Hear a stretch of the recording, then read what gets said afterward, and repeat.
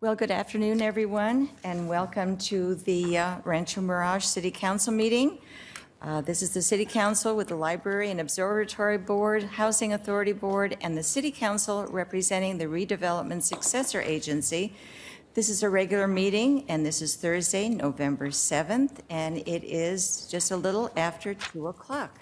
So we'll start off with our flag salute. And Stephen, would you like to lead us? Ready, begin. I pledge allegiance to the flag of the United States of America and to the republic for which it stands, one nation, under God, indivisible, with liberty and justice for all. Thank you, Steve. And now we'll go on to roll call. Councilmember Kite? Here. Councilmember Townsend? Here. Councilmember Weil? Here. Mayor Pro Tem Hobart? Here. And Mayor Smotrich. Here. And next, we will do the non-agenda public comments. And this is a time for the public to speak on issues that are not on the agenda for a maximum of 3 minutes per speaker.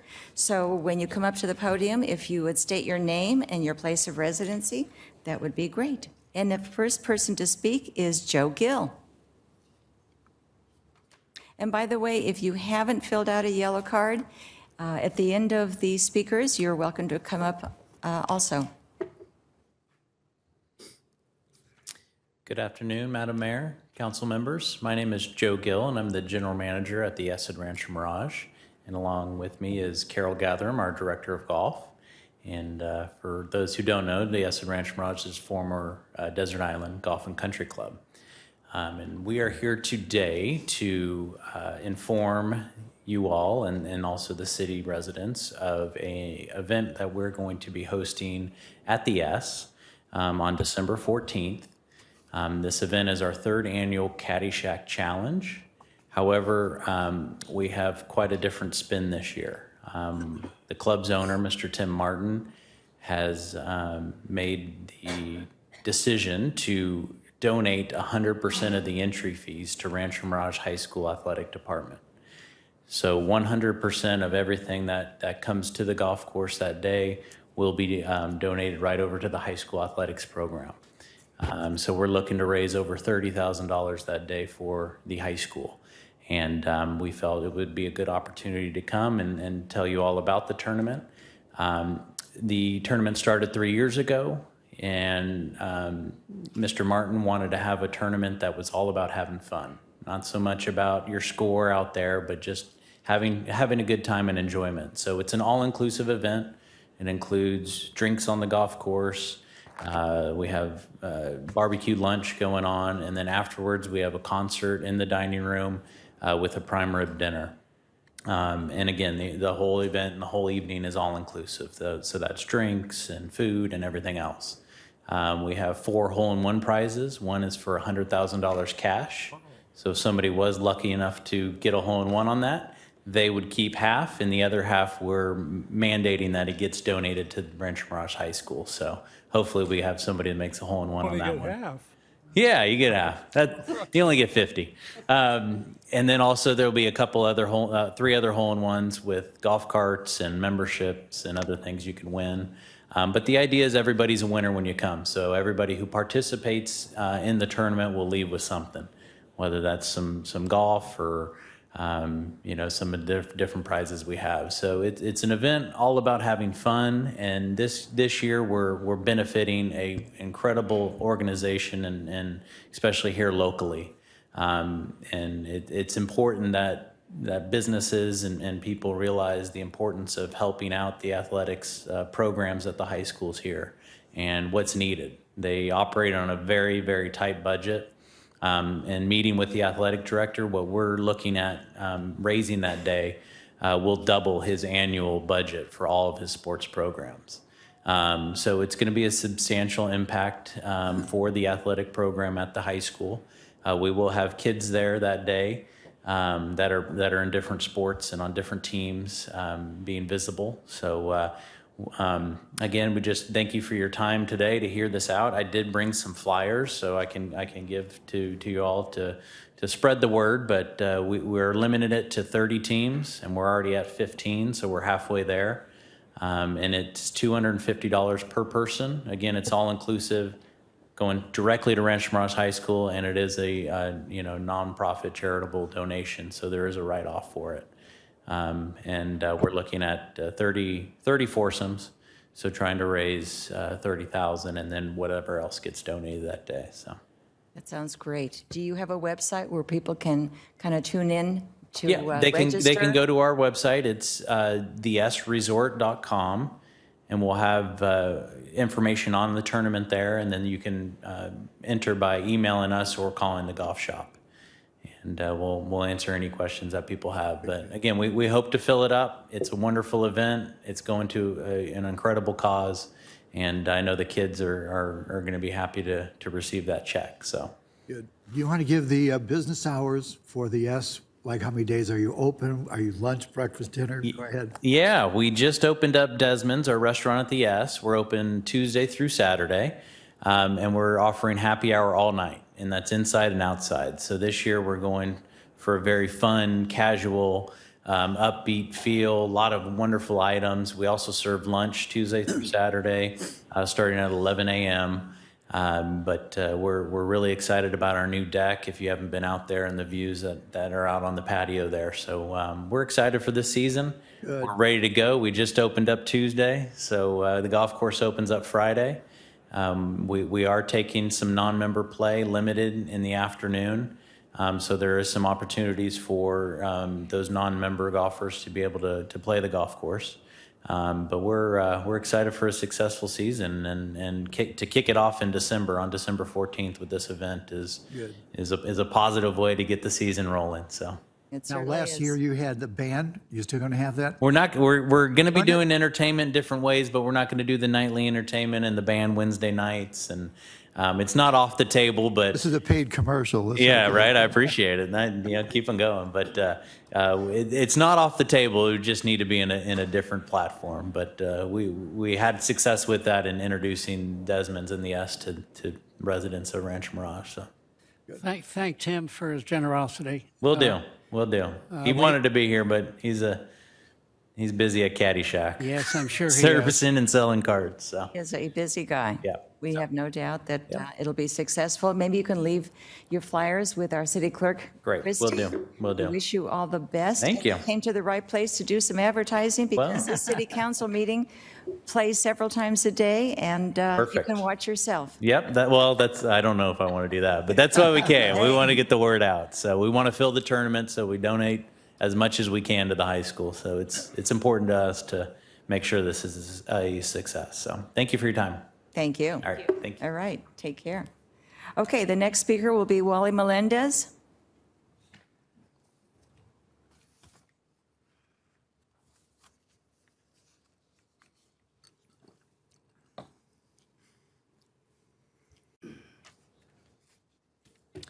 Good afternoon, City Council, Rancho Mirage City Council. And good afternoon, staff and employees and contractors, and we, the Pueblo. Thanks for this opportunity. Thanks to the Brown Act that by law, people have an opportunity to address a group of elected officials and the administration of our different governments, local, county, state, and state, not national. That doesn't cover national, the Brown Act. So I'm continuing my conversation that's the only conversation that I have when I come here is higher education, and I am speaking for the whole Coachella Valley, which I think is closely related. All the 9 towns of the Coachella Valley, which is a unique valley. And I'm going to deviate a little bit on on my subject of higher education. The Coachella Valley is an ideal location to apply at least 1 day per month or every couple of months that no vehicles, this is an ecological speech that I'm giving right now, that the only vehicles on the road allowed on that day be vehicles that do not use fossil fuels in their engines. So if we as a government would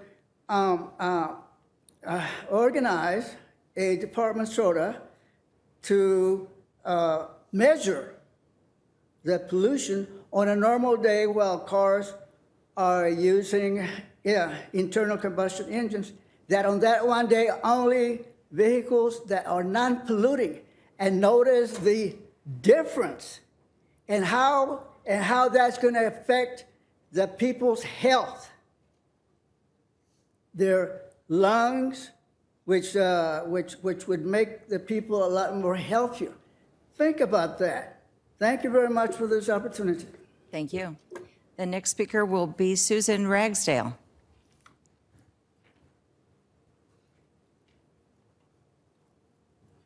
Okay. Susan Ragsdale, 42536 Rancho Mirage Lane. Rancho Mirage municipal ordinances are the law. This legislation was written for our protection. Code regarding glaring light. Exterior lighting shall be energy efficient and shielded or recessed so that direct glare and reflections are confined within the boundaries of the subject parcel and shall be directed downward and away from adjoining properties and public rights of way. Lighting shall not blink, flash, or be of unusually high intensity or brightness. For several years, the city of Rancho Mirage has been installing illegal, high-intensity, unshielded lighting on all city properties, including parks, fire stations, schools, and on-street medians. Many of the small rectangular bright lights meant to be aimed at palm trees have also been haphazardly placed and simply glare at oncoming traffic, blinding drivers. The tall street lights on 111 where City Hall is are intensely bright and without frosted glass cover to smooth out the glare. In fact, the countless glare bombs all around 111 shining onto the highway are a serious liability due to impaired vision from night blindness. When you can't see, you could crash your car. Because the city of Rancho Mirage is not abiding the law, this municipal code is not being enforced by the city at all. This has allowed the installation of a large growing number of illegal exterior lights on residential and commercial properties. I lived in Magnesia Falls Cove since 2009 and am an avid walker. I enjoy walking at night and at dawn. The trend to install illegal lighting has escalated dramatically since 2016, and I've witnessed an alarming transformation. All these painfully repulsive lights makes my walk so unpleasant that it's not even worth it anymore. If left unchecked, this trend to install illegal lighting will continue to destroy the ambiance and quality of life in Rancho Mirage. Many people want illumination. That's fine, but for our protection, make exterior lighting legal. Shield lights. Don't make them overly bright. Direct them downward and warm up the color from intense blue. In addition, we could bring back the use of flashlights for walking at night. The proven adverse human health impact from over-illumination includes headache, fatigue, stress, and anxiety. Light pollution disrupts our circadian rhythms, messing with our melatonin levels, and contributes to insomnia, depression, cancer, and cardiovascular disease, especially because the city of Rancho Mirage is home to Eisenhower Medical Center. It's important to have legal and therefore safe city lighting. The umpteen illegal lights at Whispering Waters are a significant liability due to the resulting night blindness, especially for seniors. All over the property, every glare bomb is an accident waiting to happen. These bad boys, left on all night by a third of the residents, are a confirmed carcinogen. That's pretty serious. Anyway, I think my 3 minutes is over. Thank you very much for allowing me to speak. You're welcome. Okay, so now that we have finished with the non-agenda public comments, we'll move on to the city council and board member comment reports. And why don't we start with Ted? Thank you, Iris. One of the areas of our city that I am most proud of and which receives little notoriety is the Rancho Mirage Housing Authority, led by Marcus Alleman, housing manager, and Dina Mendoza, administrative analyst. The city of Rancho Mirage owns and maintains 4 affordable housing properties. These are age-restricted, 55 and older. The Parkview Villas and San Jacinto Villas are both 82 units, 1 and 2 bedrooms. The Santa Rosa Villas is 33 single-story, 2-bedroom, 2-bath. And the Whispering Waters is 29 one-bedroom units. The most recent addition to the 55-plus demographic is the highly successful and privately owned Del Webb development. Again, this is privately owned, but appealing to this demographic. It's 55 and older. At the League of California Cities meeting several weeks ago, one of the workshops focused on this growing segment of our population and specifically providing services. In Rancho Mirage, our world-class library provides an endless amount of both entertainment and informative lectures and films that can keep our seniors both informed and occupied. We have now added the observatory that has been a landslide success. The Jocelyn Center, physically located in Palm Desert and financially supported by Rancho Mirage, Palm Desert, and Indian Wells, provides an endless amount of exciting and engaging classes, clubs, and activities. The goal of our housing authority is to improve living conditions of the frail and sometimes homebound seniors who reside in our properties by providing programs to promote both physical and mental well-being. As an example of some of the things that we have done, in the last several months, our housing authority arranged for Riverside County Office on Aging Information and Education to present information to all affordable housing residents on different service programs available. In-home care, nutrition and meal services, employment services, and legal services, all extremely important for our seniors. We instructed the residents how to search for a reliable online database for social services that is easy to navigate and include information on organizations across the entire Coachella Valley. Topics range from food and housing assistance, behavioral health needs, and many others. Financial literacy is critically important, and Wells Fargo Bank provided a workshop to help our residents better understand how to protect themselves from identity theft and fraud, as well as creating healthy financial habits. Arrangements were made with Health Mart Pharmacy, who provided a health awareness presentation on diabetes and health insurance services at our various projects. These are some of the things that we're doing addressing the needs of our seniors. And in closing, I'd merely like to also compliment last weekend the Children's Museum that had a fabulous program, not for seniors, but for families. It featured one of our Rancho Mirage philanthropists, the Benarons, who have developed Rocket, the symbol for emergency preparedness. And in closing, I would merely like to salute all of the veterans out there and those that have served our country and wish them a happy Veterans Day this coming Monday. Thank you, Iris. Thank you. And Richard, did you have anything? Yes, thank you, Mayor. Over the last few days, I've had the pleasure of attending a couple of open houses for the Rancho Mirage fire stations. On October 25th, fire station number 69 held an open house, And on November 5th, Fire Station 50 held their open house. There are 5 to 6 personnel in each of these fire stations, 3 on each fire engine, 1 being a paramedic. There are 2 paramedics on each ambulance, as well as the battalion chief. Each of the fire stations have a Type 1 fire engine and a paramedic ambulance staffed 24/7. Fire Station 50 was put into service in 1976, and Fire Station 69 was put into service in 1992. The City of Rancho Mirage fire stations average 14 emergency calls for service every day. These can be either medic or ambulance calls on fire calls. Roughly 84% of the calls for service are medical and in that nature. The other 16% are fire and rescue calls for service.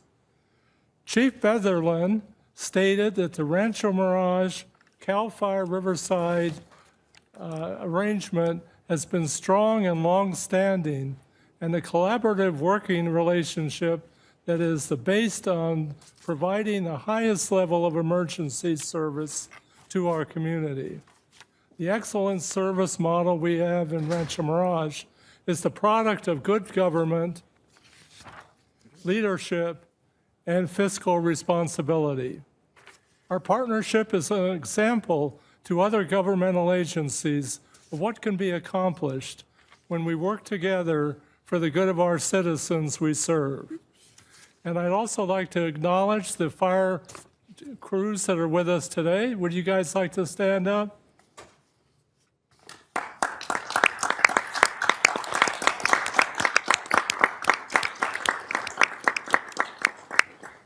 Thanks for being here today, and thanks for everything you do for the City of Rancho Mirage. You keep up your firehouses in great shape. And Jesse, they'll be doing some modification on the houses over the next few months. Yes, sir. Okay. Well, it's good to have you here. And look forward to getting the work done, coming back and seeing the changes that are going to be made. Thanks again. Thank you, Richard. Yes, it's wonderful that you all are here today. And we just want you to stay safe, and we'll look forward to seeing your places after your new modifications, and we just wish you the best. Anyway, moving on to Charlie now.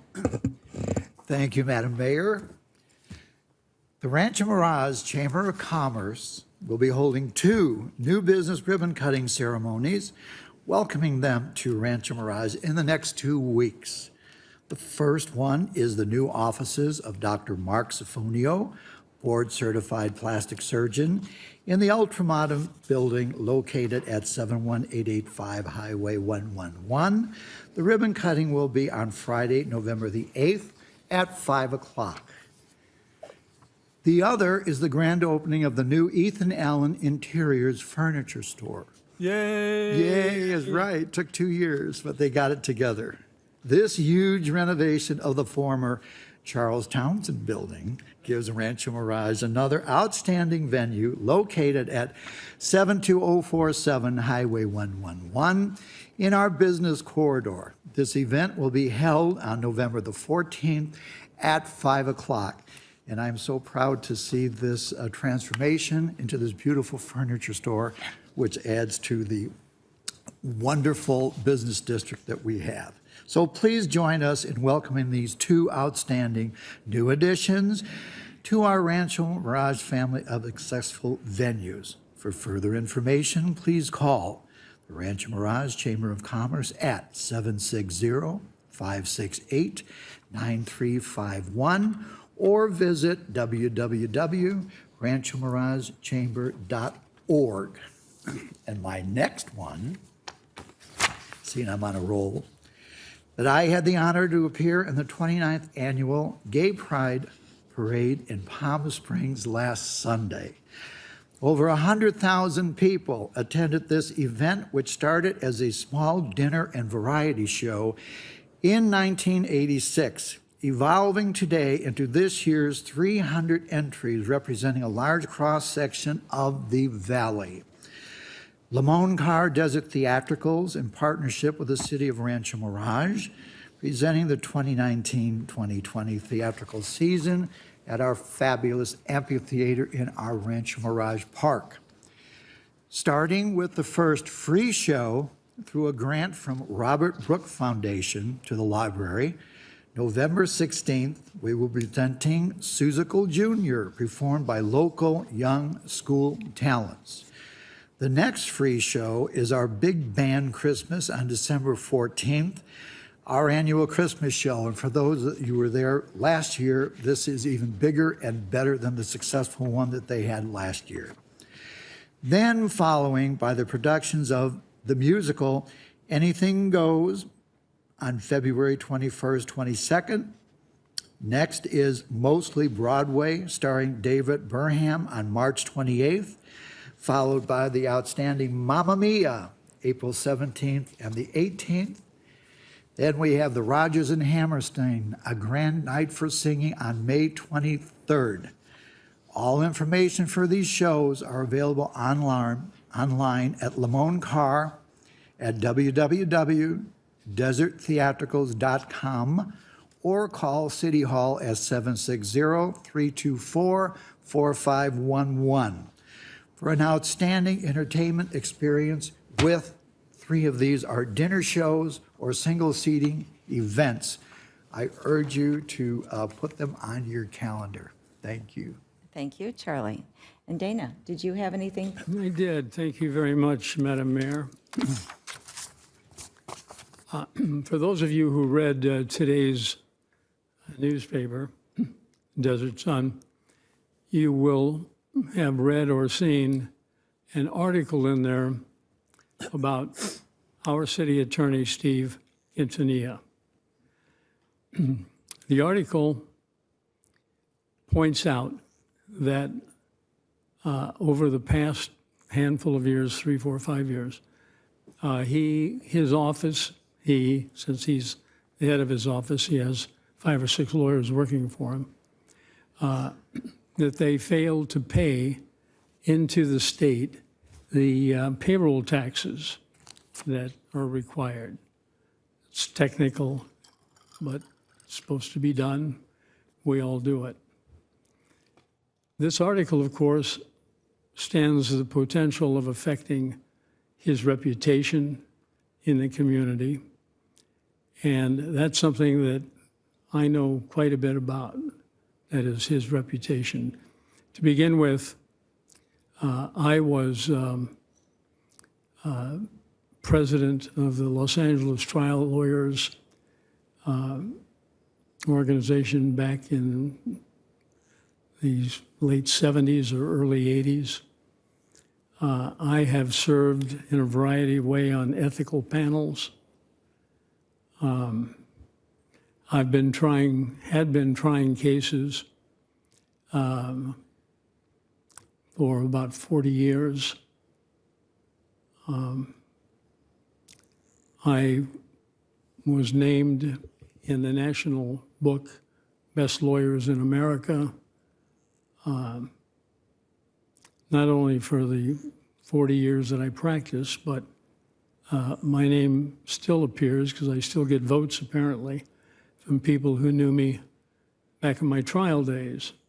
And that's who votes on you, are the attorneys handling active cases. And my name has been on the list, and I've continued to be named there. Martindale Hubbell, I'm on their list of distinguished lawyers. Now, I say all of this not to make me sound pious or anything other than what I am. I'm saying it because I want you to know that I know something about these issues. I first met Steve Quintanilla when we interviewed for lawyers when I first got on the council. And that was in 2018. That was 2002. almost 20 years ago. I was part of the interview team, and we selected Steve Quintanilla as our attorney for our city. He has been our attorney every day since then. He continues to be our attorney. I personally can tell you, I don't think there is another lawyer in the Valley, and I don't know how much beyond that, but I have some awareness of the attorneys of the Valley. I don't think there's one attorney in the Valley who does his kind of work, working for various cities, who equals Steve either in quality or in integrity. I don't know of anybody who has the integrity that Steve Quintanilla has. He spends probably thousands, but let me not overstate, hundreds of hours a year serving nonprofits where he doesn't get paid a dime, but he devotes so much of his time. I wish I knew what the number was, because I'm sure it would be a significant number and of some impact to you.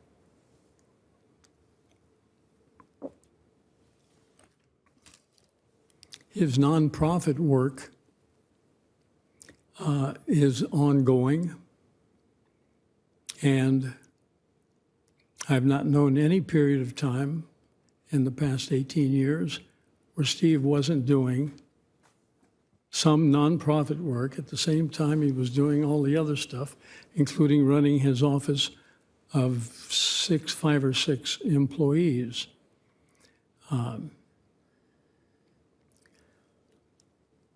I won't go into the details because I think I know the answers, but I'm not positive that I know the answers.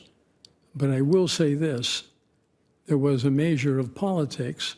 Instead of pointing out to Steve that his accountant, or the fellow, I don't know if it was an accountant or not, but the fellow who was supposed to be depositing money into the state tax fund, just didn't do it for a period of time, and Steve did not know about it until just recently, last few days. He's paid it all back.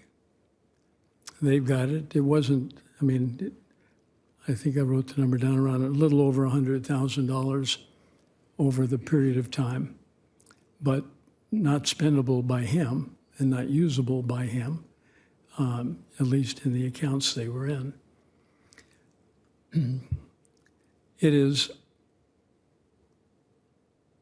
difficult to search for and find words or phrases that can communicate to the public the integrity of this man. I can truly say, I could say on my oath, I do not know somebody, anybody, and particularly any lawyer, but I don't know anybody who is or isn't a lawyer who has the integrity level that Steve has. And it breaks my heart to know that there are people who planted the story, and I'm not saying that they're the ones who profited by an immediate discharge of Steve from Desert Hot Springs. And I can't say that that they didn't have other reasons, because I don't know, but I do know that on the day that this first was announced, or within one day, Steve is fired and another lawyer is hired, and that other lawyer is in position then and there immediately. So there was some thought behind it all. instead of saying, Steve, do you know that you owe 117,000, 128, that you owe $128,000 to the state or the franchise tax board or whatever it is. No chance to do that, to correct his own mistake. But if you knew Steve, you'd have a little bit of an understanding how a person, on the law, he's punctual to the point. Every opinion he writes contains his deepest thinking, nothing superficial. And he was out of that, he lost that account immediately overnight, but so be it. The lawyers are sometimes considered avaricious. Maybe I should say most of the time, but there are exceptions, and he is one major exception. And I hope not one person here, after reading the story, thinks that he has done anything wrong. If he has done something wrong, something requiring mens rea, a legal term for a mental intentional act, like murder is an intentional act, it contains mens rea. Stealing is an intentional act. And I'm just telling you right now that everything I say would back up in any way possible, that they will not charge him with anything. He's already paid the bill. And there will be no penalties unless there is a surcharge, perhaps. I don't know how the state operates.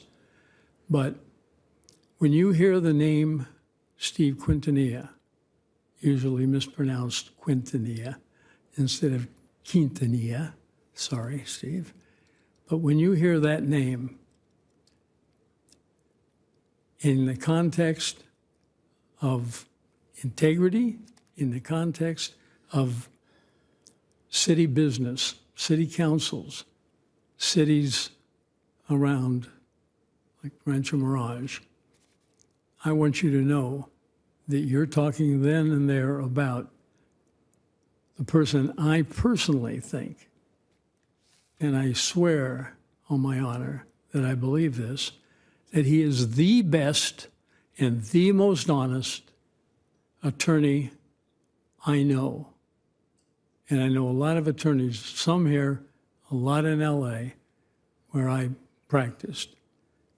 And I don't know, looking back, I don't even know of somebody that I knew in past years can compare to Steve's integrity, his honesty, his devotion to the poor. He helps out in so many ways. If you get a chance and you run into him, or you want to just call him at his office and ask him, what charities do you do work for here in the Valley or elsewhere? You will be astonished. This is not a man who steals money. This is a man who gives away money, and a man who is a little bit too intellectual, too singularly motivated to accomplish things for his cities that he works for and for the charities that he does work for. Please know that the name Quintanilla, Steve Quintanilla, means the attorney in the valley that Hobart believes has the most integrity, the most honesty, and is the most effective. Thank you, Madam Chairman. Thank you, Dana. And maybe Steve would like to Yeah, make comment also. Now, if I had any money left, I would give you a tip for saying all of that. My car, I'm driving back and forth between all these different places because I service clients from, Orange County all the way out to San Bernardino County. And in my car, I always hear this ad about Optima tax relief. if you haven't paid your taxes for 5 years, they're going to charge you all these penalties and interest, blah, blah, blah. And I'm thinking, who doesn't pay their taxes? Me, I discovered. So just so if you haven't read the article, you ought to read it. I think it's a pretty good article. And Sherry Barkis is out there. I think she did a great job. In any event, so I have a friend who, I've known for a long time, had some hard times, decided, yeah, you want to go ahead and do my corporate taxes? That's fine. These are not personal, this is not personal taxes. So I let him do it. I have no idea how to file a tax return. He didn't do it for 5 years. He didn't do my state taxes, didn't do the firm's federal taxes, and I didn't even know about the payroll taxes. So I discovered all of this in September, and so I have this new accounting firm come in, and about a month, they file all my state taxes, they file all the federal tax returns, and I was kind of surprised it wasn't that bad. I mean, in some cases, I could have got a tax return had I filed those, those tax returns during that time. So I wasn't, I felt, okay, well, I didn't pay him, so I should be penalized. And then I get a call from our finance director over here, Kofi down here, and he says, Steve, we got this levy here for $100-some thousand from EDD, and I'm thinking, what? So that I get paid off in 2 weeks. And so I had no clue this was all coming my direction, no clue. I learned a big lesson from it, and I hope a lot of people out there who run small offices, pay attention. You got to pay attention to things that are going on around you because, if you don't ask the questions, things like this may pop up. But, I'm going to get a monkey and an organ grinder, raise some money on the weekends. But, everybody needs to pay their taxes. And you need to pay your taxes on time. That's what you need to do. And I have a professional accounting firm now that's going to make sure that that all is accomplished. But I thank you, Mr. Hobart, for your comments. And again, if I had any money left, I'd give you a tip. You can owe me.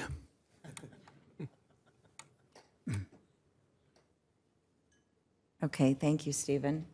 And I have some comments to make of my own, but why don't we skip that for a few seconds? And as long as we're on the same subject, maybe we can move to the city manager comments. Yeah, thank you, Madam Mayor. So I've worked for the city of Rancho Mirage for a little over 7 years now, and so that's the term that I've known Steve. And during that time, as Mayor Pro Tem Hobart pointed out, Steve has been a fantastic resource for us on staff. And Steve, I just want to thank you for everything you do, specifically for the city of Rancho Mirage. And Dana mentioned the work that Steve does with numerous nonprofits all over the valley, but specifically I wanted to mention two because this is just the kind of guy Steve is he doesn't go around and promote this, but we have two very important nonprofits here in Rancho Mirage. One of them is the Library and Observatory Foundation. That is the 501c3 that supports the programming at our library and observatory. That organization is how the majority of our programming is free to everyone in this valley. It's a very important nonprofit. It's a 501c3. We only have it because of Steve. Steve and his office, from the beginning, have donated every second of time for that nonprofit, and it continues through today. The other very important 501c3 here in Rancho Mirage is the Rancho Mirage Writers Festival. That has been a huge success for our city, and it's taken a lot of people to get that up off the ground and make it the success it is today. Well, guess what? Steve Q is one of those people. Again, every second of attorney time for that nonprofit has been totally free to both those 501c3s. Those are two vital organizations in our city that do great service to our city, and they save thousands upon thousands upon thousands of dollars every year because Steve donates the time to each of those 501c3s. So Steve, I'm a CPA. I've been in the private sector. I've been an auditor. Sometimes there are people out there that don't do what they're supposed to do. As a small business, you got to rely on the people that you think are doing their job, and sometimes they don't.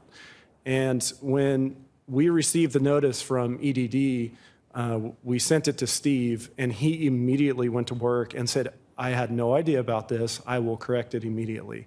And that's just the type of guy he is he had to unravel all this for his small business. Him and his husband, Michael, run this, and they have 4 or 5 associates that work for them. This is a small company, and they were relying on somebody that didn't do what they were supposed to do. The second he was informed about it, he went to fix it. And just to show you how fast he jumped on it, we're dealing with a state agency. And from the date that we got their letter to the date that we got the notice of release from a state agency on this issue was less than a month. And state agencies don't jump on things very quickly. So in less than a month from receiving the original letter, we received the notice of release on this issue on Steve's firm. And that shows you how quickly Steve reacted to it. Steve, you've always done the right thing. You are a very ethical attorney, and it was kind of sad to see an attack on your reputation like that. It was not warranted. Something like that can happen to anybody, and so thank you for everything that you do for the city of Rancho Mirage. Thank you. I am now a nonprofit. Okay, thank you, Isaiah. And I will move on to my comments also, but I think that we all have stories that we could talk about with Steve and his reputation, his integrity, the quality of his work, and the quality of the work that he does for all these nonprofits. And if you ever try to get a hold of Steve on a weekend, there's always something that he is doing for someone else. Very often I remember calling to speak with him, and both he and Michael were going around collecting boxes of books and picking up books from different book sales so they could distribute them to libraries that had a very small volume of books in their possession for their readers. They're always doing something for everyone. And we just up here, I don't think we could speak more highly of Steve and his integrity and the work he has done that we see throughout the community and throughout so many other communities. And we thank you for being part of us, for being part of our family. Thank you, Madam Mayor. I just want to remind everybody that this item is not on the agenda. Can I just make one last point, Madam Mayor? This wouldn't be an issue at all. We wouldn't know about it if one of the cities, the one city that people from that city council type people, government people, if they hadn't done it all openly without any questions to Steve, never said, hey, do you owe some taxes? Just anything. Whatever information they had. Instead, what they did is they replaced Steve at the very meeting that they learned or that they presented to the public these issues. They did it. There's 1 or 2 people in that city who know who they are. I hope the newspaper is capable of rooting it out because at least you owed your attorney, who had been your attorney for some number of years, you owed him a request for an explanation.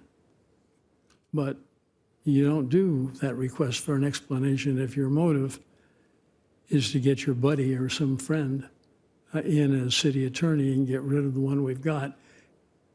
And who gives a damn as to how we affect his life? There's some cheap and bad people out there.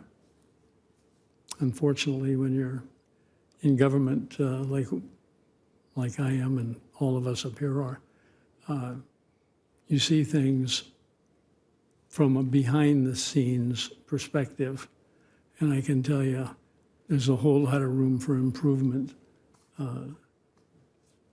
Anyway, thank you. Thank you, Dana, and thank you for everyone's comments. So now I'll move on to my originally planned comments because I wanted to make sure everyone knew, if they don't already know, that there's never a day in Rancho Mirage without fun. And if you're missing the fun, there's lots of opportunities, and we hope you will make use of them. So between our library, our observatory, our amphitheater, our Children's Discovery Museum, our Tolerance Center, our Rancho Mirage High School, and their sports and entertainment activities, all of our calendars can be on overload every day of the week, morning till evening. And although I cannot talk about all the events all the time, I would like to just touch on 3 of the events that either took place or are about to take place and how much enjoyment they bring to our entire community. On October 29th, I had the pleasure of attending the ribbon cutting for the Palm Valley School, revealing the new Little Free Library on their preschool campus. This little free library will help the preschool students learn the love of reading as they borrow books that they will enjoy. And I have to stop here and just say that this was not a staged photo. Having this little gal and a couple of other children sitting down on the grass reading these books as they were removed from the little mail slot and book slot was just a joy.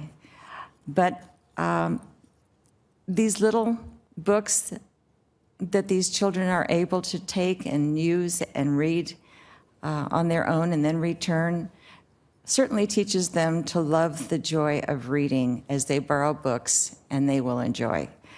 Gabe Cotting, the marketing director for the city of Rancho Mirage, attended this event also, and Abigail Sturgeon on the right is the director of marketing and admissions for Palm Valley School, and she worked very hard, needless to say, to put this together. And all the cookies that she's holding were actually made by one of the parents. So that was a fun event, and there's lots more of these ribbon cuttings as the year goes by. So if you hear of them and you want to participate, feel free. The public is almost always welcome. Also, I wanted to share about an event I attended. It was the Palm Desert Sheriff Station Open House. And this event was held on October 26th and was extremely well attended.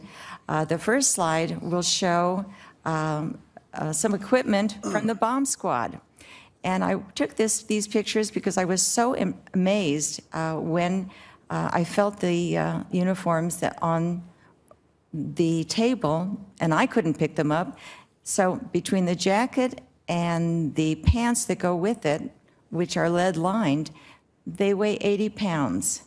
And if a mechanical robot cannot deactivate a bomb, these very brave gentlemen come in and put on these outfits and take on the job themselves. So we're very proud of them, and we thank them for the job of doing something so very dangerous. And then the next slide shows the Jeep for desert rescue and a boat for water rescue. And as you can see, the public was invited to just get inside the boat and take a look around and be impressed with the equipment and how it operates. And then the next slide shows the emergency supplies trailer in case of emergencies. These are put into action. And without a doubt, there's more equipment that is loaded when it's needed, but this is how it was on the day of the event. This is an amazing group of people. I know you hear us talk about them often. They're the cops from Rancho Mirage, and on the right side are the cops from Palm Desert. They were also there manning booths and telling people of the work that they do and how important it is for them to serve our cities. Our volunteers are so important throughout all the cities, and if you ever think about wanting to serve in the capacity of a cop, our citizens on patrol, then please feel free to contact our city and we'll head you in the right direction. I know they are proud to serve our communities as they are the eyes and the ears for the Sheriff's Department. And so don't hesitate to call. It's 760-324-4511. And the last slide shows the official group that is in the Jeep Patrol, and I was proud to take my picture with them, and they're proud of all the work that they do. When people go for hikes and they need some help, these are part of the people that come to their rescue. So we thank them so much. And then another event that is coming actually this weekend. Every November, the Rancho Mirage Art Affair starts off the art festival season in the Palm Springs Valley. And as I said, this is taking place this weekend, and this is celebrating our 19th year. And we're thrilled they're going to be there again. It's being held from 9 a.m. to 6:30. It's at the Rancho Mirage Community Park, located on San Jacinto Drive, which is just 1 block north of the Pink Elephant Car Wash. And this event is free to the public. There is free parking available near the venue, and it will accommodate as many people as possible until space runs out. And the event showcases over 70 juried artists, and participating artists will display their artwork in booths located throughout the park, and will include ceramics, sculptures, glasswork, watercolor, oil paintings, metalwork, jewelry, and much more. And needless to say, this is also an opportunity and a great place to get holiday gifts or help complete your home decorating. Rancho Mirage restaurants will also have an extensive array of foods and beverages available for purchase starting at 11 a.m. And these will include, and I was very impressed when I heard this, and I'm sure you will be, tacos, quesadillas, burritos, create your own poke bowls, Thai boba tea, and huli chicken, along with tater tots and fries, Frito pies, baked potatoes with pulled pork, mac and cheese, brisket sandwiches, and entire salads. And then, just for your sweet tooth, we're going to have toffee-covered popcorn, ice cream bars, shakes, and toffee. And finally, for your enjoyment and to help quench your thirst, the Rancho Mirage Rotary will be serving beer and wine. And all I have to say is yum. I can't wait to get there. And I know you will enjoy it also. This year's celebration will also include the city partnering with Marker Broadcasting to host special free concerts from 3 p.m. to 6:30 on both Saturday and Sunday. And these free concerts will be held at the Rancho Mirage Amphitheater, located inside our community park. So, even if you don't have any artwork that you need and you're not hungry because you've just eaten lunch or brunch, please feel free to come by and see what's going on, walk around our park, take in the beautiful Rancho Mirage sunlight, put on some sunblock, maybe an umbrella, but come and have a good time. And if you can't get there during the early part of the day, at least come by and have some enjoyment listening to some wonderful music. So, that's about it for me, and I hope you will join me because we'll all be there, and we hope to see you there. Thank you. So now moving on to our minutes, and if we can have a motion to approve the minutes. Move approval. Second. Okay, we have a motion and a second. Please vote. Motion carries 5-0. Thank you, Christy. And now we'll move on to the consent calendar. And Isaiah Hagerman, our city manager, will take care of that. Thank you, Madam Mayor and members of the council. You have 6 items for consideration. Item number 1 is to waive the full reading of all ordinances introduced or adopted pursuant to this agenda.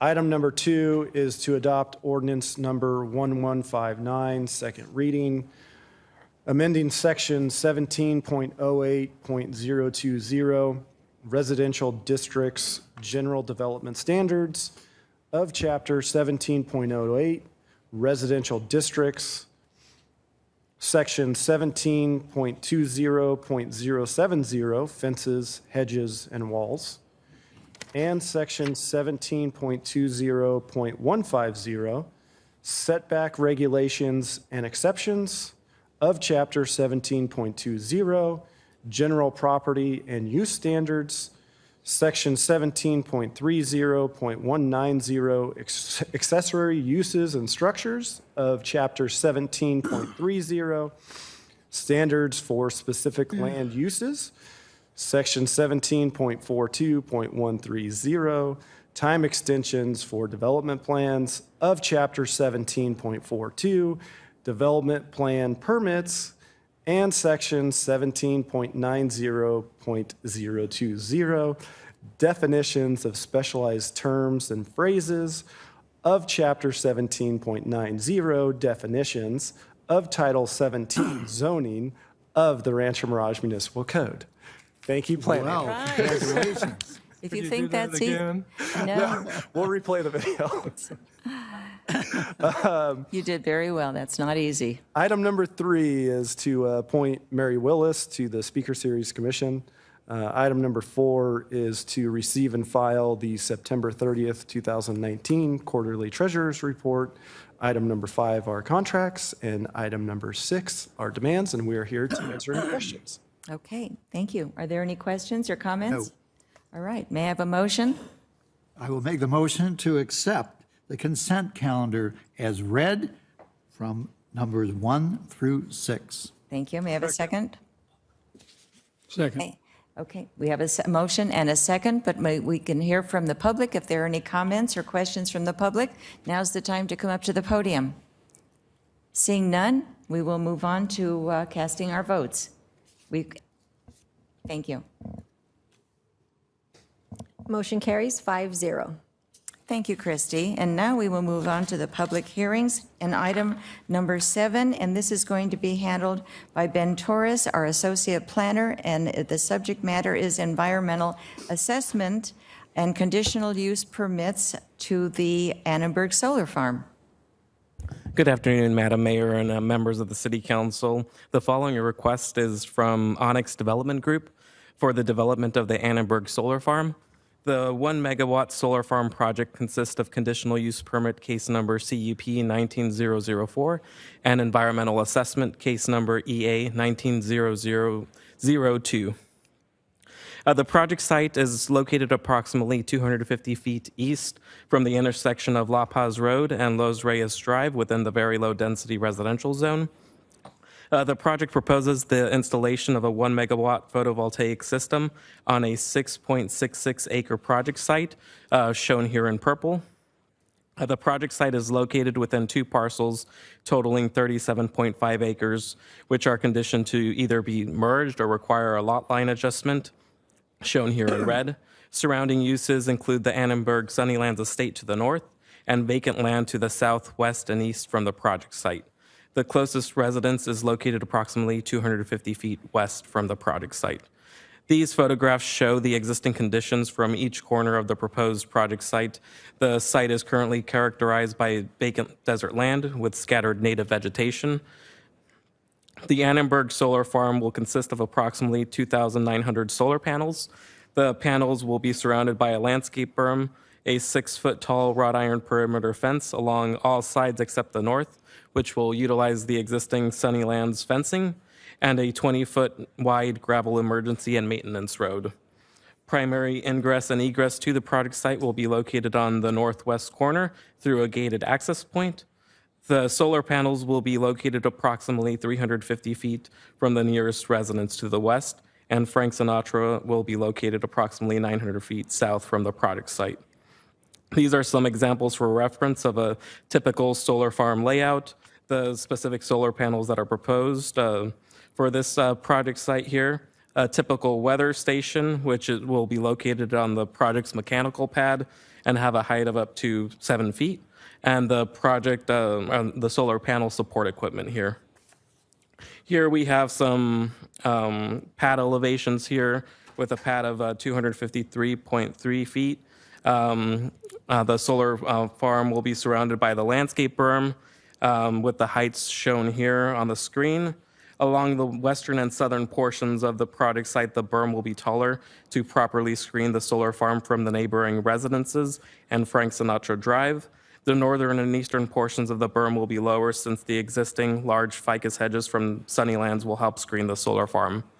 Here we have some site sections showing the location of the landscape berm and solar panels. The solar panels will have a maximum height of 8 feet when angled. The applicant prepared a line of sight study shown at the bottom of this exhibit, which analyzes a viewpoint from the backyard of an Iris Lane residence. The line of sight study shows that neighboring residents will not be able to see the solar farm from their properties due to the landscape berm and lower pad elevation of the project site. An additional line of sight study was also prepared from the nearest high-rise residential building within Desert Island, located approximately 2,500 feet from the project site, as shown on the attached map. This study shows that the solar farm will not be visible to a 6-foot-tall person standing on either the 5th floor or the roof of the building. The landscape berm along the western and southern portions will be landscaped with a variety of shrubs, which include desert lavender, creosote bush, and desert sienna. Ground cover along the entire landscape berm will consist of a hydroseed mix of native desert flowers and shrubs. As discussed, the proposed solar farm will be properly screened from surrounding properties and will provide renewable energy to offset electricity used by the Annenberg estate. No public comments have been received regarding this project. This project was recently presented to the Planning Commission on October 10th, 2019. And at this time, the Planning Commission recommends that the City Council, 1, approve the filing of a mitigated negative declaration based on environmental assessment case number EA 190002, and approve conditional use permit case number CUP 19004, subject to the content, findings, and conditions in the staff report. This concludes staff's presentation, and staff and the applicant's representative are available to answer any questions. Thank you. Thank you, Ben. Are there any questions or comments? Richard? Question, Ben. Excellent report. It's a 1 megawatt farm. Are they going to be able to utilize all of the power on site, or are they going to be utilizing the power into other sites? So they're going to have an agreement with Southern California Edison with net energy metering. So the power is going to go into the Southern California Edison electricity grid, and whatever credits they get as part of that agreement are going to be used as credits for the Annenberg's electricity bill. So kind of with the amount of solar power generated, it's going to kind of vary depending on kind of weather conditions, the efficiency of the panels, but they are going to receive a credit towards that. And that will hit multiple accounts. So they set up an agreement with Southern California Edison. So this is a very large system, and they're going to be able to offset many meters with this one system. So just as it works as rooftop solar, if this was a very small system, it offsets that bill. It's working the same way. It's just this will offset numerous meters on the property. So do we anticipate that they'll use all the power generated, or there will be excess power? So it goes back onto the grid. So it is a much broader distribution, and it supplies energy to the full grid. So it's not like this is just powering their individual meters. It supplies the full grid with energy. So at the same time, users of electricity are pulling off the grid. So it's at a grid level. From a benefit to Sunnylands is obviously it offsets their bills from Southern California Edison. Okay, thank you. Thank you, Ben. Thank you. Thank you. Any questions from this side or comments? Yeah, were the neighbors around this notified? Yeah, the property owners within a 500-foot radius of the entire 37-acre parcel were notified of this. Staff initially just talked to, I believe, 2 people at the public counter just regarding this, but they had no issues once they realized that it was going to be screened. Very good. So all that's been covered. Yes. Thank you. Okay. Any questions or comments from the public? Seeing none, I'll close the public comments. And, and here's our applicant. Welcome. Thank you. Good afternoon, Mayor Smotrich and mayors of the City Council. Christopher Brizuela here with MSA Consulting, representing the applicant today. Just wanted to say thanks to Ben for the thorough presentation, and I'm available to answer any questions. Okay, thank you. So I think the questions have been answered at this side and this side. Okay. Great. Thank you. Thank you for being here, and thank Just you one for your... question. What's the time of construction on this, and when do you anticipate it beginning? Well, the construction hasn't been scheduled yet, but we anticipate some time early next year or shortly after on it. We just have to start final design and get on that. But yeah, it's in the works.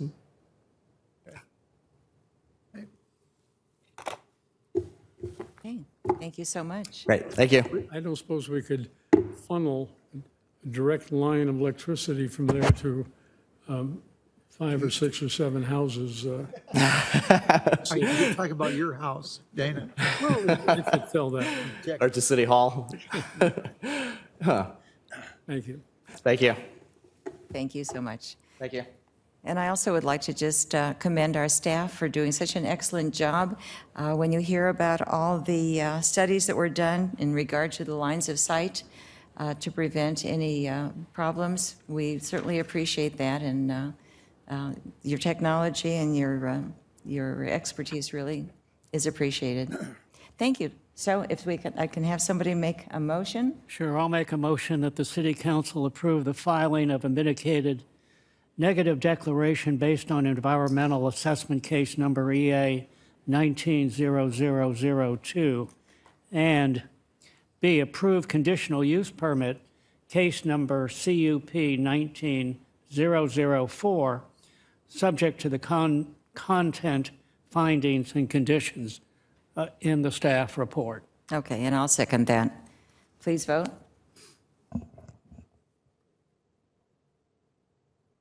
Motion carries 5-0. Thank you, Christy. All right, moving on to item number 8. And this is something that's going to be handled by Kofi Atoban. He's the Director of Administrative Services, and he's going to give some background. And it looks like Jack Merkel will be doing the next one. Okay. All right. So, Kofi. All right. Thank you. Thank you, Madam Mayor. Good afternoon, Council. This item is to hold a public hearing on annexation 181 into Community Facilities District number 1. And this is the second and last step in the city standard process for annexations into CFD number 1. The first step was considered and approved on October 3rd, 2019. The project proposes a 5,565 square foot neighborhood market with a 6-fueling gas station. And so at the end of today's public hearing, provided written protests have not been filed, and in the absence of a majority protest, the City Council may consider adoption of the attached resolution by calling an election, declaring the results of the special elections, determining the validity of prior proceedings, approving the annexation of the territory, and directing recording of an amendment to the notice of special tax lien. That concludes my presentation, and I'll be happy to answer any questions that you may have. Thank you, Kofi. Do we have any questions? None on this side? Any questions on this side? Any questions from the public? Seeing none, we'll close the public comments and move to a motion. And this will also consist of our city clerk, who will be showing our results of this election. Yes, ma'am. So the ballot for the 4 eligible votes was received on October 17th, 2019, and was in favor. Therefore, votes cast in favor equal 100% of total votes cast. Okay, thank you, Christy. So we will have a motion. Sure. I will make the motion that the City Council adopt resolution number 2019 next in order, calling an election on levying a special tax within the area proposed to be annexed to the Community Facilities District number 1, Annexation number 181, declaring the election results, approving the annexation of the territory, and directing the recording of the amendment of the notice of special tax lien in connection with tentative partial map TPM 37486. May I have a second? Okay, we have a motion and a second. Please vote. A motion carries 5-0. Okay, thank you, Christy. And now we are moving on to item number 9. And this is now going to be handled by Jack Murchell, and he is the building official. And this is regarding the adoption of 2019 California Building Standards Codes and Amendments. Welcome. Thank you, Madam Mayor. Good afternoon, Council. The California Code of Regulations contains 28 titles, which are administered by the Office of Administrative Law, with a few exceptions, one being Title 25, which covers mobile home parks, and Title 24, which covers building codes. It is Title 24 what we shall discuss this afternoon. Title 24 is administered by the Building Standards Commission and is referred to as the Building Standards Code, or as we refer to it more commonly, the Building Code. The Building Code is updated in California every 3 years, which means that cities and counties are required to adopt the new codes every 3 years. No substantial revisions were made this round of updates, and again, this is something that the state requires us to do. It is staff's recommendation that the City Council adopt the ordinances referenced in the staff report to approve the 2019 building codes and amend the city's municipal code as necessary. This completes my report. Staff is happy to answer any questions you may have. Thank you, Jack. Are there any questions on this side? Okay. Any questions on this side? Okay. I have one question. Can we approve all of them with one motion? Yes, but you have to read the title of each ordinance. You do have to. Yes, you do. As I Somebody learned has on the to. consent calendar. The alternative is to read the whole ordinance. Oops. Okay. So, are there any questions or comments from the public? All right, seeing none, we'll close the public comments and move back here for a motion. And All right, now let's see how we can do this then. Does the City Council approve the ordinances, ordinance number next in order, amending Chapter 1502? Is that correct? And then moving on that way? Councilmember Townsend. Read the whole if- thing? All If right. you'd like, I will go through and read them. Whatever, go ahead, Chris. Would you like me to go Yeah. through and read them? If we can't do it A through F and let Yes, it go. no, we can't, not with ordinances. I shouldn't have laughed at the city manager having to read that long title earlier. Okay.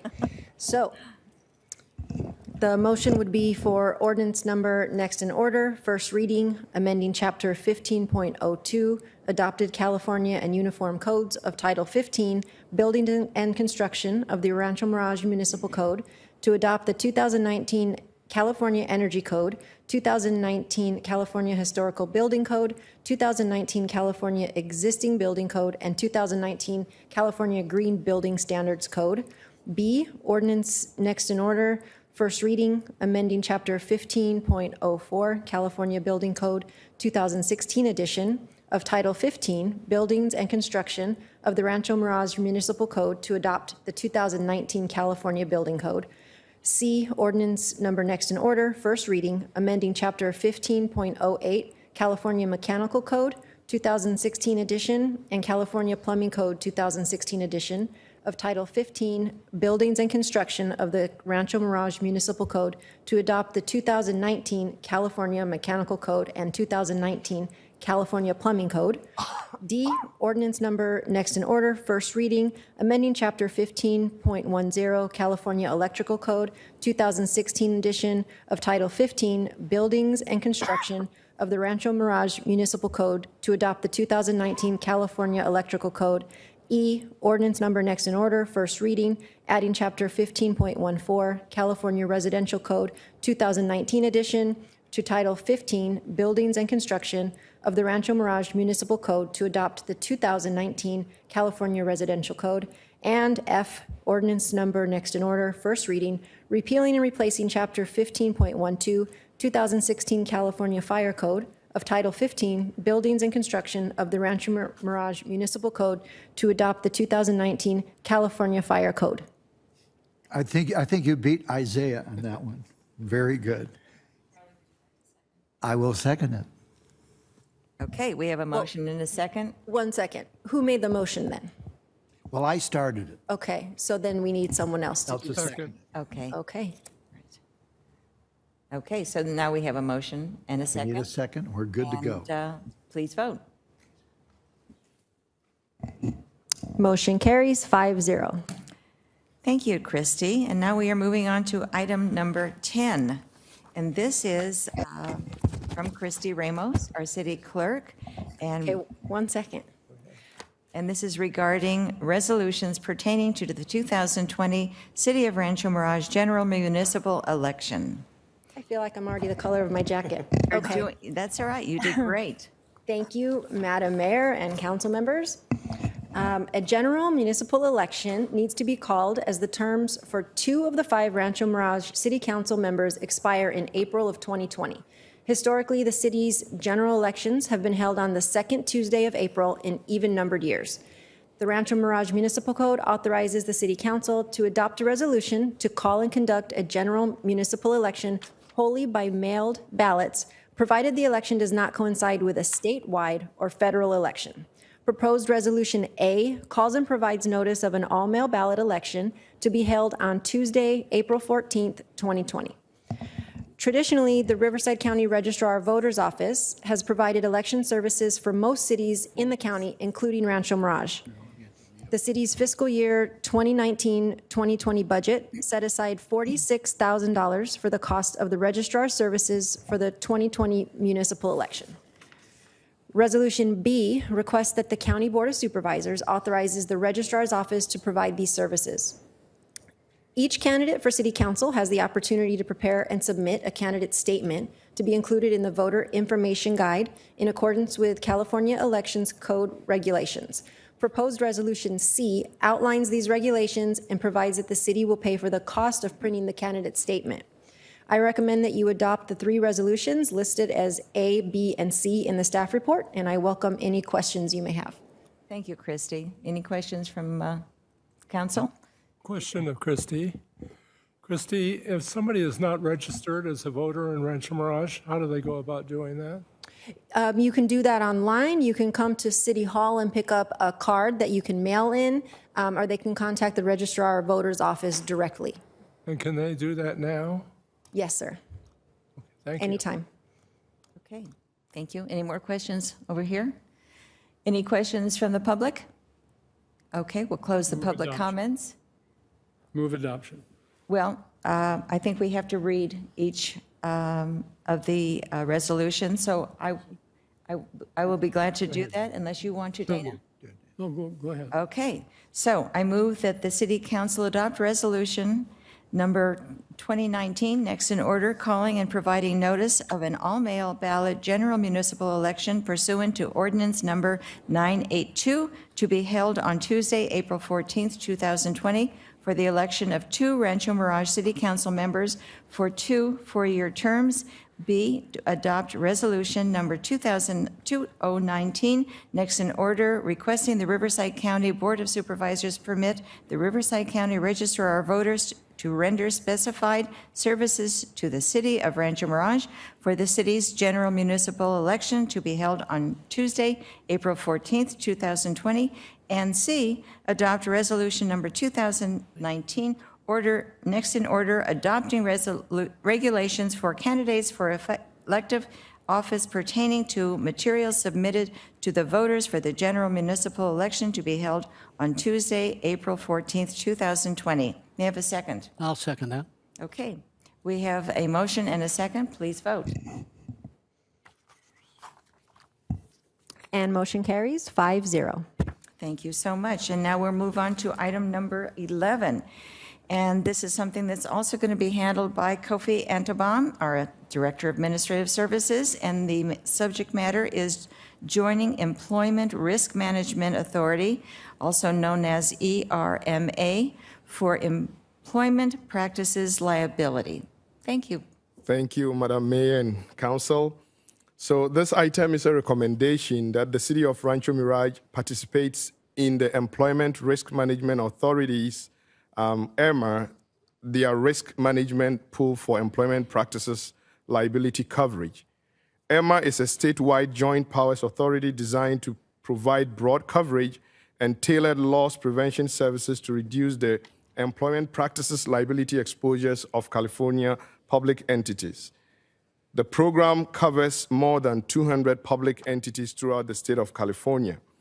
Currently, the city's employment practices liability coverage is purchased as part of a directors and officers commercial insurance policy, which is a standalone policy. By switching to IRMA, the city would participate in a pooled employment practices liability program at a lower cost, which is going to be saving the city an approximately amount of $50,000 annually compared to the current premium that the city pays. There is no fiscal impact to the city for participating in IRMA, and to participate in IRMA, the city is required to adopt a resolution, and staff is recommending that the city council adopts the resolution as attached, approving the city's participation in IRMA. That concludes my presentation, and I'll be happy to answer any questions that you may have. Thank you, Kofi. Any questions on this side? Okay, no questions on this side? All right, any questions or comments from the audience? Okay, we'll close the public comments and move to a motion.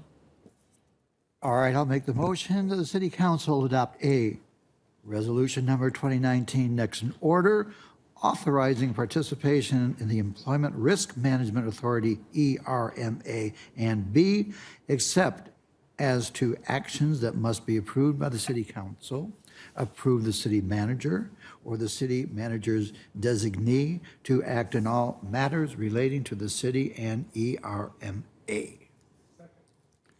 Okay, we have a motion and a second, and please vote.